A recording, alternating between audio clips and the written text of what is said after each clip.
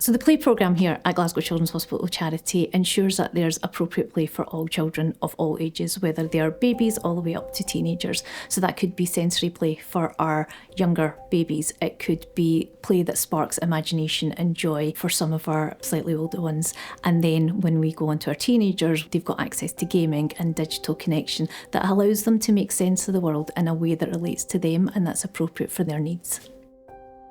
If you were a child that's come into hospital for the first time to have a blood test, we can hold a book in front of a patient while they're having a blood test.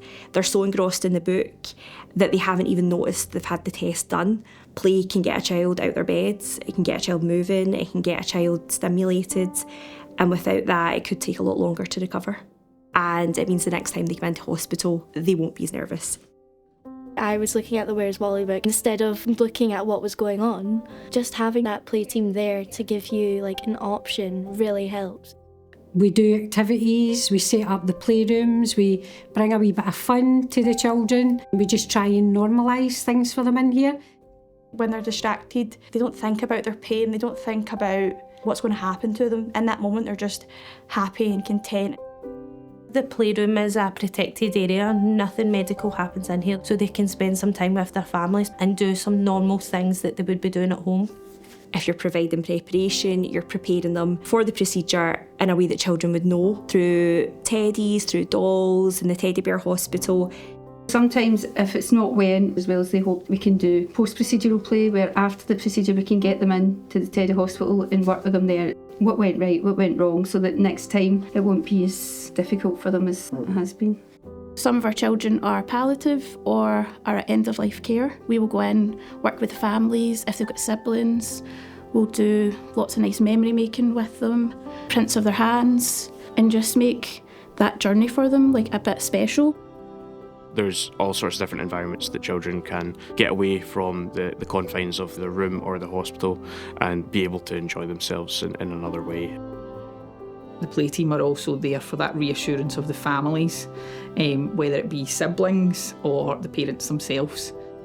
I don't know where we would be without our play team. They're not just there to play, they are a part of a rehabilitation for children and their families. They're holistically looking after people that can aid their recovery, the experiences that they have. And just by funding this and allowing it to keep carrying on is so important. Within hospital, play is the only thing a child has control over. It makes them feel safe again. It's our job to make hospital a really positive experience. I get quite emotional when I think about it, when you actually put into words what you do. I feel very privileged to work here. I feel privileged every day.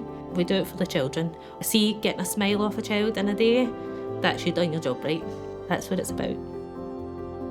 We can make such a difference to families and, a child's hospital experience.